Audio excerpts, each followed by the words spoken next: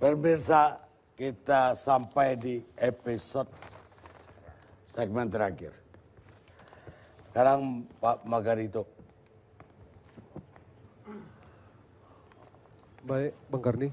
Terima kasih banyak. Assalamualaikum warahmatullahi wabarakatuh. Selamat malam dan salam sejahtera buat kita semua.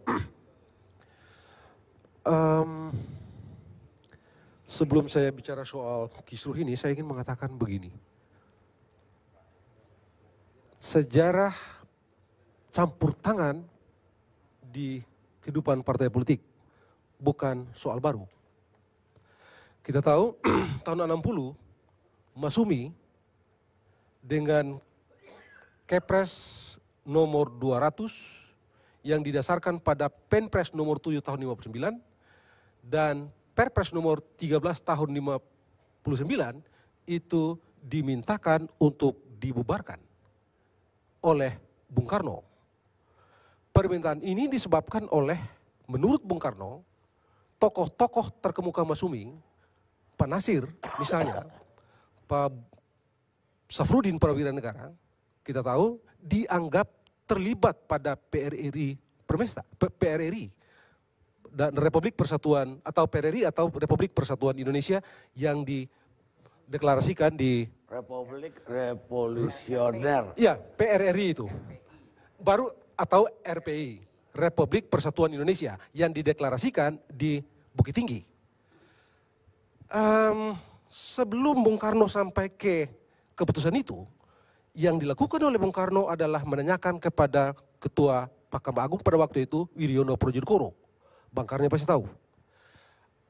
Apa kata Wiriono Projodikoro?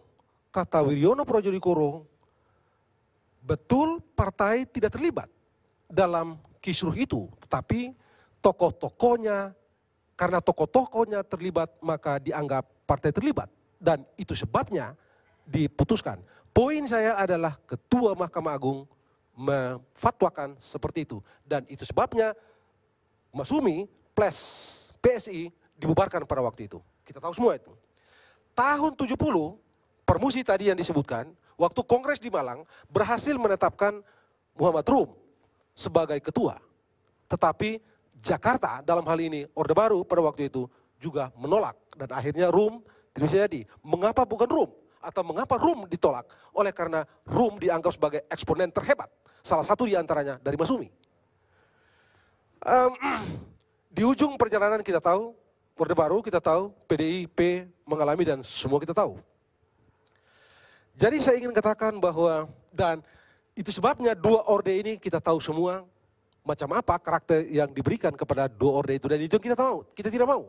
Dan itu pula lah yang melahirkan situasi ketatanegaraan dan politik seperti yang kita saksikan sekarang ini. Kembali ke masalah ini. Apakah Mahkamah Partai memutuskan? Saya berpendapat bahwa tidak. Di putusan ini jelas. Saya mesti mengatakan itu. Tidak ada ilmu hukum di dunia ini yang hakimnya 4 orang. Dan 2 orang bilang A, 2 orang bilang B, dan diambil A bilang itu yang menang. Tidak ada. Nyata di sini. Clear di sini. Itu yang pertama. Yang kedua, dalam kasus ini, perihal keputusan atau suratnya Pak Menteri Yasona Lauli. Pertanyaan hukumnya dari segi tata negara adalah ada soal prosedur dan ada soal substansi. Dari soal prosedur, dari mana Menteri Hukum dan HAM memperoleh kewenangan untuk meminta kepada pengurus, salah satu diantaranya siapapun itu, melaporkan ke pengurusannya, membentuk dan melaporkan ke pengurusannya. Dari mana? Dari segi prosedur, ini salah. Dari segi substansi, kalau putusannya kayak begini, bagaimana caranya beliau menemukan fakta, keadaan hukum yang menunjukkan bahwa satu di antara 2 itu menang. Jadi ada 2 kekeliruan atau 2 kesalahan sekaligus. Sementara kita tahu, dan ini sangat disayangkan, saya mesti mengatakan begitu, kita sedang berusaha mati-matian untuk membangun tatanan yang bukan saja demokratik, tetapi akuntabel dalam penyelenggaraan pemerintahan dan tugas-tugas kenegaraan. Kita baru saja bikin Undang-Undang Nomor 30 Tahun 2014 tentang administrasi pemerintahan. Teman-teman ini pasti yang bikin, begitu ya. Itu semua dimaksudkan untuk negara ini menjadi lebih baik dalam penyelenggaraan. Kita dapat seperti sekarang. Dalam undang-undang itu, tidak ada satu tindakan hukum pemerintah yang bisa dilakukan tanpa ada dasarnya. Dalam administrasi negara disebut dengan pragmatic hate, atau legality, atau legalitas. Dasar hukum harus jelas. Apa dasarnya? Pasal 32 yang Pak Menteri tunjuk ayat 5, saya mengerti bahwa putusan mahkamah itu final, ya. Tetapi kalau dia memutuskan, kalau tidak memutuskan, apa yang final? Di situ masalahnya. Oleh karena itu, maka dari segi substansi ini ada masalah. Tidak ada delegasi wewenang, tidak ada mandat kepada menteri untuk melakukan tindakan seperti yang sudah dilakukan. Saya mengerti bahwa menteri mesti melakukan tindakan hukum, ya, tetapi tidak dalam bentuk seperti sekarang. Saya berpendapat bahwa oleh karena putusannya seperti ini, maka menurut hukum Pak Menteri mesti berdiam diri di situ dan mempersilahkan mereka bertempur di pengadilan atau memilih cara lain. Apakah seperti tadi Bang Yoris bilang, mereka islah atau apapun, terserah. Tetapi tidak bisa menyatakan satu di antaranya salah atau satu di antaranya menang. Karena itu di luar kewenangan dan atau tidak didasarkan atau berdasarkan pada aturan yang sedang berlaku. Itu masalahnya. Jadi bagi saya ini harus dikritik, bukan soal beliau adalah Pak Yasona Lawli, tetapi ini kita kritik karena kita rindukan tatanan ini terbangun, demokrasi tidak saja terbangun berdasarkan impian-impian demokratis, tapi juga dikerangkakan dalam konstitusi. Dan demokrasi konstitusional itulah yang kita impikan agar dari waktu ke waktu kita terus memperoleh keadaan yang betul-betul menjamin, betul-betul menjamin apa kehidupan ini. Itu yang kita perlukan. Baik, Pak Abri. Pak Baru Arsiad. Terima kasih Bang Karli. Saya sangat terpengaruh tadi dengan pandangannya Pak Bang Ridwan ini, yang sebetulnya itulah inti daripada putusan mahkamah ini sebenarnya. Sudahlah, istilah saja begitu. Tetapi kalau saya sebagai orang yang berkecimpung di bidang hukum, saya tidak mampu melakukan nasihat seperti itu dari sisi politik. Tetapi kalau Bang Margarito ini, kita agaknya sering, bukan sering ya, terus-menerus berseberangan ini. Pertama, kalau soal 4 hakim, ada di dunia, di Jakarta, di MK itu boleh. Kalau misalnya 1 hakim ditangkap, itu berarti tinggal 8. Jadi dia mengambil keputusan, Pak. Oleh karena itu yang menjadi persoalan sekarang, bahwa memang kisru disebabkan ini, tetapi seorang menteri yang mempunyai tugas menurut undang-undang yang dibuat oleh anggota DPR harus mendaftarkan partai politik. Dan kepengurusan kalau ada perubahan, itu harus dia cari.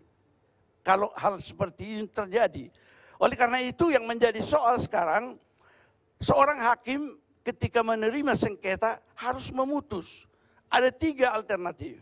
1, dia menyatakan karena alasan prosedural, dia tidak masuk substansi, dia menyatakan tidak dapat diterima. 2, kalau bukti-bukti cukup mendukung apa yang menjadi tuntutannya, dia akan menerima baik sebagian atau seluruhnya, dia mengabulkan.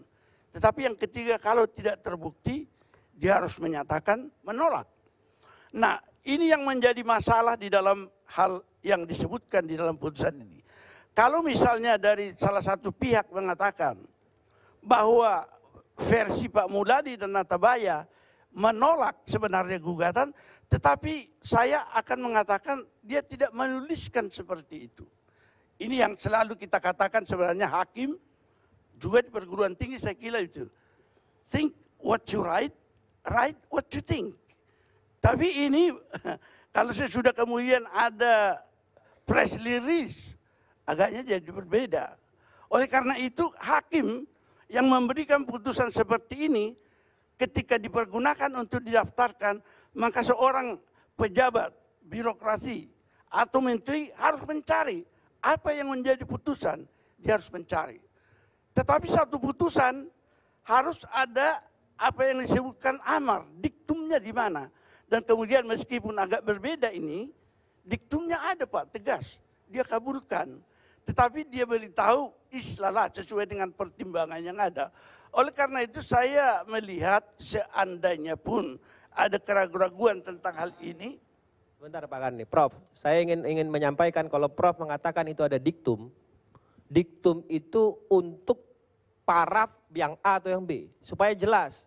Karena Prof ini sebagai panutan secara intelektual. Sehingga saya juga pernah sebagai murid Prof membantah dalam hal ini. Kalau Prof mengatakan diktum itu ada menyangkut 4. Bahwa di dalam putusan, pandangan dan pendapat daripada Prof Muladi sama Prof Nathabaya itu mengatakan di baris ke-8 halaman 134 bahwa mengacu kepada pengadilan negeri. Sehingga kalau Prof belum memahami dan belum membaca putusan itu secara lengkap, tolong digarisbawahi. Sehingga tidak menjadi panutan dalam hal ini. Saya pikir begini Pak Haji. Begini saya Prof. Kira Saya tidak ingin, di sini. makanya kalau Prof tidak jelas, jangan mengambil keputusan yang akan menjadi panutan secara intelektual. Saya kurang paham kalau dikatakan tidak jelas ini sebenarnya. Seandainya ada putusan yang berbeda yang akan dikemukakan oleh Pak Muladi dan Pak Nathabaya dengan putusan yang lain, dia harus menuliskan itu di sini. Ya, menolak. Prof. Tapi dia tidak menulis. Dia mengatakan Prof ini. baca di halaman 134 baris ke-8. Coba halaman kita baca 134 ini. 134 butir Selain ke-8. pertimbangan hukum di atas, anggota Mahkamah Partai atas nama Muladi dan Has memberikan rekomendasi sebagai berikut. Menghindari bahwa yang menang mengambil semuanya. The winner take all. Sebentar Prof. Rehabilitasi Prof jangan yang ambil, dipecat. Prof, sebentar Prof. Apresiasi yang Prof kalah. jangan ambil itu di alena kedua. Prof ambil di baris ketiga. Bahwa Mahkamah Partai berpendapat bahwa pihak termohon telah mengambil sikap menyelesaikan perselisihan tanpa harus melalui Mahkamah Partai sebagaimana dimaksud dalam pasal 32 Undang-Undang Nomor 2 Tahun 2011 tentang perubahan atas Undang-Undang Nomor 2 Tahun 2008 tentang partai politik. Dan dalam hal ini sesuai dengan rekomendasi partai tanggal 23 Desember 2014 pada poin 3 merekomendasikan bahwa penyelesaian sengketa partai ditempuh melalui pengadilan negeri. Jelas ini, Prof. Saya begini, itu pendapat satu pihak.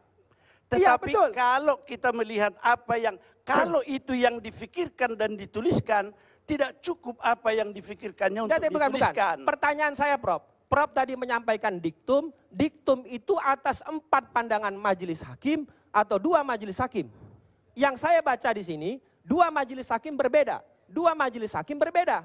Sehingga Prof jangan mengenerate pandangan putusan amar Bisa putusan Anda ini. mengatakan, Tidak bisa Prof. coba Saya dengar tahu, saya. Prof. Saya Dengar tahu. saya. Prof, kita sama-sama tahu. Siap, Prof saya ini tahu juga. Mantan hakim Mahkamah Konstitusi. Saya tidak perlu mempersoalkan ini sebenarnya. Betul. Tetapi jangan mengabaikan apa yang dikatakan di sini. Itu Betul. saja. Saya tidak mengabaikan. Prof baca halaman 134. Saya halaman sudah baca. ketiga. Artinya pendapatnya itu, saya sudah katakan tadi, kalau mau menolak, katakan tolak. Ini tolak. Ini. Prof baca ini. Tapi dia mengadakan rekomendasi seperti ini. Prof, ini Prof jangan berputar-putar. Prof baca di halaman 133 dalam pokok permohonan. Di alinea paling bawah. Prof baca itu. Bisa Sini, sudah saya bacakan kalau Prof tidak bawa kacamata. Baca. Saya bacakan Prof. Saya bacakan. Oleh karena pendapat yang berbeda di antara anggota majelis mahkamah terhadap pokok permohonan, sehingga tidak tercapai kesatuan pendapat di dalam menyelesaikan sengketa mengenai keabsahan kedua Munas Partai Golkar 9, pendapat berbeda dimaksud, masing-masing adalah Prof Muladi dan Prof Nathabaya mempunyai pendapat sebagai berikut, titik 2. Jadi bisa saya Baca itu Prof. Jangan memutarbalikkan intelektual. Ya, Prof dia adalah guru saya di S3, tapi tidak kalau begini. tidak mau mendengar lagi, saya tutup Ya, pembicaraan. tutup aja, lebih baik tutup Prof daripada keliru dalam menerapkan Tetapi ilmu. Daripada keliru kalau menerapkan ilmu, mau lebih baik tidak Prof mau tutup. mendengar, kita tutup pembicaraan. Baik. Lebih baik Prof tutup daripada Saya kira keliru dalam menerapkan saya ilmu. juga tutup debat ini udah jadi debat kusir. Pak Armi Sadid.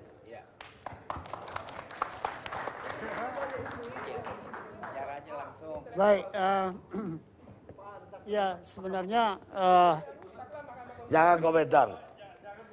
Jangan komentar. Baik, saya sudah tahu Pak. Ya, saya udah tegur. Ya, udah, oke. Ya.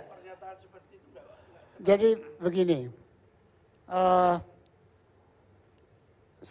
permainan politik mutakhir kita sekarang nggak pakai logika, nggak pakai hukum, nggak pakai benar, pokoknya maunya apa. Nah, itu yang terjadi sekarang. Jadi Anda percuma baca ayat pasal-pasal bertengkar, nggak ada gunanya itu. Dia keputusannya maunya sendiri aja. Apa dia punya mau? Iya. Ya itulah. Nah, lalu inilah yang saya katakan, ini politik gayung bersambut. Jadi ada sesuatu, katakanlah perpecahan atau konflik di dalam partai, lalu ada keputusan yang sebenarnya nggak jelas, tetapi bisa ditarik nuansanya. Nah, inilah yang dimainkan. Ya, ditarik nuansanya itu lalu disambut dengan keputusan. Nah, yang ini yang benar. Ini yang saya sahkan. Ya, itu yang terjadi. Itu karena maunya apa? Ada kepentingannya di balik itu. Bahwa menteri berkewajiban memperkuat pemerintahnya. Bahwa menteri berkewajiban memindahkan partai-partai yang ada dalam KMP ke KIH. Ya itu. Permainannya itu. Baik seluruhnya, sebagian atau tidak. Terserah nanti hasilnya apa. Tapi itulah tugasnya. Itulah yang misi yang ada pada seorang menteri di dalam pemerintahan yang tidak punya kekuatan cukup. Jadi dia harus menambah kekuatan itu. Nah, inilah cara-cara untuk menambah. Ya, jadi saya kira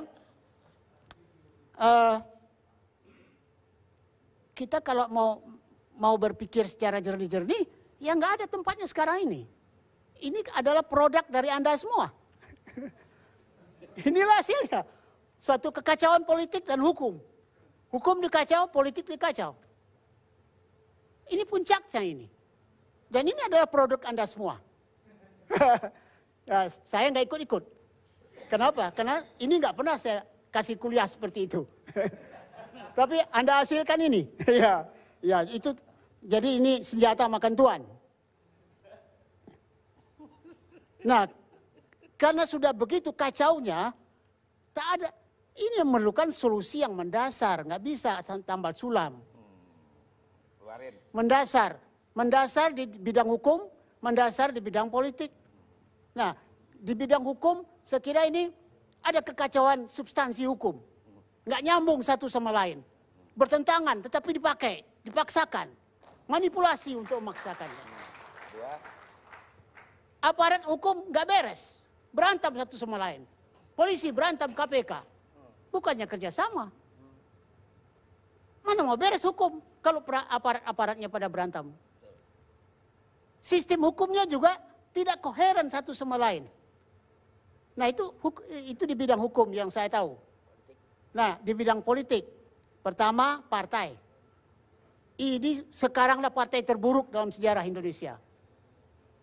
Nggak ada partai seburuk ini kerjanya. Nggak ada hasil. Lihat saja itu. Entah undang-undang berapa yang dibikinnya. Selalu robah lagi. Kata apa? Ya kalau undang-undang dirobah-robah terus, itu tandanya membuat undang-undangnya nggak beres-beres, nah. Nggak jelas apa yang maunya.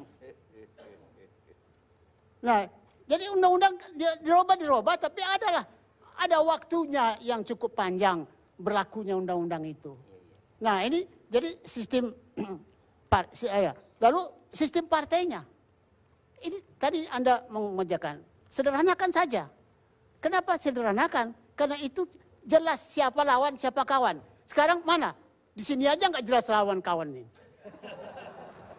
Lalu bagaimana mau bermain? Bagaimana mau kompetisi? Nggak jelas siapa yang mau dilawan, siapa yang semuanya lawan, semuanya kawan. Nah, kan kacau balau itu. Dunia mana yang seperti itu? Ya, dunia kita lah itu. Ya. Nah, lalu sistem pemilunya. Kalau masih sistem pemilu proporsional seperti ini tidak akan pernah beres. Ini sejak tahun 55 sampai sekarang dipakai sistem ini. Ini sistem harus disederhanakan menjadi sistem distrik. hanya 2 pemain. Nah, jadi saya kira lalu ini yang paling parah itu partai-partai nggak bikin kader. Ayo sekarang coba aja kan, P3 siapa sekarang?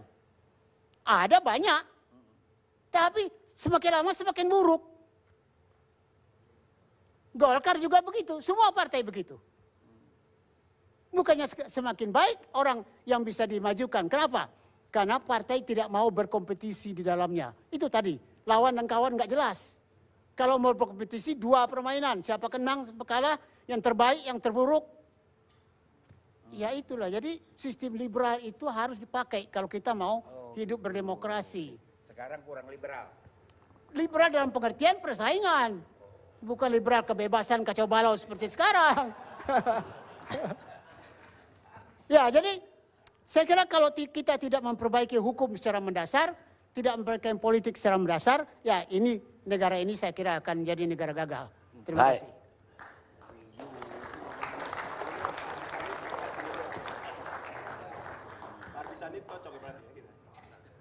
Pemirsa, untuk penutup acara ini, saya hanya ingin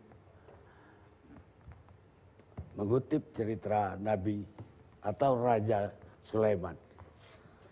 Mungkin disebut juga Solomon.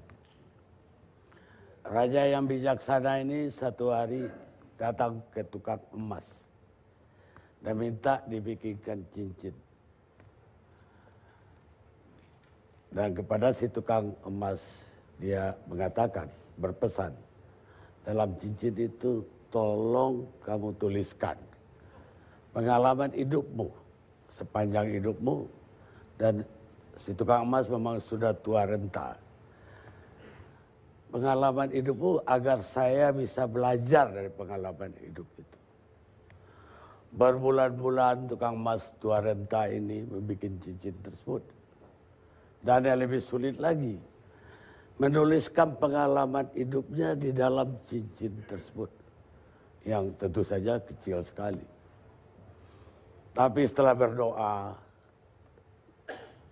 dan puasa, si tukang emas akhirnya berhasil membuat cincin tersebut.